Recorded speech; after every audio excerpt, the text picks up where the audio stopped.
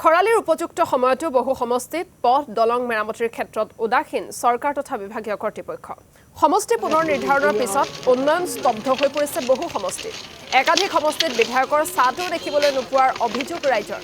অভয়পুৰীৰ দক্ষিণ সমষ্টিৰ এখন বাঁহৰ দলঙে যাতনা ভোগাইছে বৃহত্তৰ অঞ্চলৰ ৰাইজক। যোগীঘোপাৰ পাছনিয়া আৰু মোহনপুৰ সংযোগী বাঁহৰ দলংখনৰ বাবে সমস্যাত পৰিছে অঞ্চলবাসী।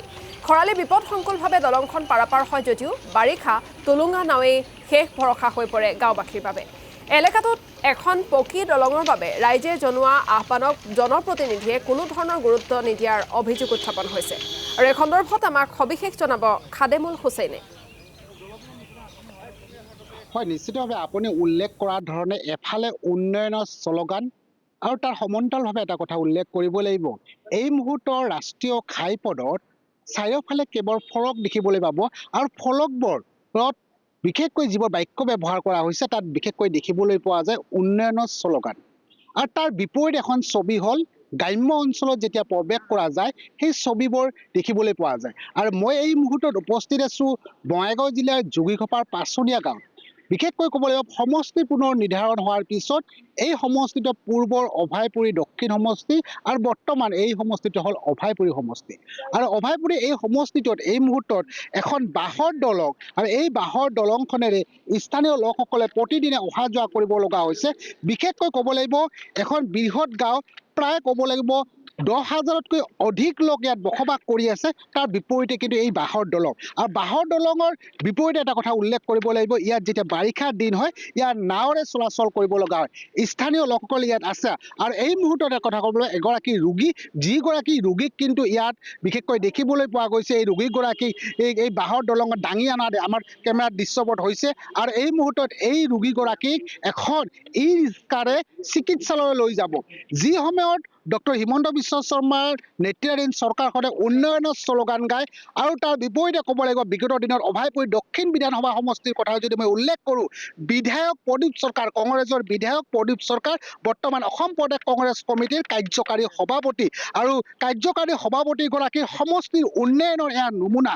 বিগত 5টা বছৰ কি কৰিলে এই ছবিখন দেখিলে সহজে অনুমান কৰিব পাৰি। মোৰ সৈতে এগৰাকী স্থানীয় লোক আছে, মই স্থানীয় লোকগৰাকীৰ সৈতে কথা পাতিবৰ কাৰণে যত্ন কৰিম। মই আপোনাৰ পৰা কিছু কথা পাতিব যত্ন কৰিম।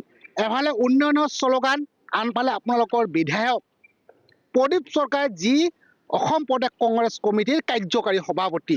উন্নয়ন বিগত 5টা বছৰত কি কৰিলে? হয়, নমস্কাৰ। পোনপ্ৰথমে মই প্ৰতিদিন টাইমক নমস্কাৰ জনাইছোঁ। আৰু চাওক, আমাৰ গোটেই গাঁওবাসীয়ে জানেকে যে দক্ষিণ সমষ্টিৰ এই প্ৰদীপ চৰকাৰ MLA জন যেতিয়া ইলেকশ্যন আহে তেতিয়া ভোট খুজিবলৈ আহে আৰু পিছত কোনো খয় খবৰ নলয়। আপোনালোকে চাওক, এই বানপানীৰ সময়ত ইমান সমস্যা, এটা ৰোগী আহিব নোৱাৰে। এই একমাত্ৰ মোহনপুৰৰ পৰা পাছনিয়া আহা একমাত্ৰ দলং ইখনে। কেতিয়াবা কাৰোবাৰ বেমাৰ আজাৰ হ'লে এখন এম্বুলেঞ্চ নাযায়। আজিও আপোনালোকে চাওক, এই আমাৰ জেঠাজন অসুখীয়া, চাওক এম্বুলেঞ্চক ফোন কৰিছে, এম্বুলেঞ্চ নাযায়। এই পিলপিলিৰ জৰিয়তে লৈ যাব লাগিব, তথাপি এই ধৰি ধৰি দলংখন পাৰ কৰালো। আৰু এই মোহনপুৰ দ্বিতীয় খণ্ডত কমচে কম 1,1500 ছাত্ৰ ছাত্ৰী আছে। আৰু এই ছাত্ৰ ছাত্ৰীসকলে এই পাছনিয়া হাইস্কুললৈ আহে। এই বানপানীৰ সময়ত বহুতো অসুবিধা হয়। সেইকাৰণে মই অনুৰোধ জনাইছোঁ, আমাৰ প্ৰদীপ চৰকাৰ MLA জনক মই অনুৰোধ জনাইছোঁ, অতি সোনকালে আমাৰ এই দলংখন নিৰ্মাণ কৰিব লাগে। নিশ্চিতভাৱে এয়া আন এক জীয়া ছবি। এই ছবিখন দেখিলে সহজে অনুমান কৰিব পাৰিছে প্ৰতিদিন টাইমৰ দৰ্শকসকলে এই মুহূৰ্তত পানী যোগান আঁচনিও ইয়াত কিন্তু কোনো ধৰণৰ ব্যৱস্থা গ্ৰহণ কৰিব পৰা নাই। কাৰণ পানী কঢ়িয়াই আনিবৰ কাৰণে প্ৰায় 5 কিলোমিটাৰ দৈৰ্ঘ্যৰ ৰাজপথত খোজ কাঢ়িব লগা হয়।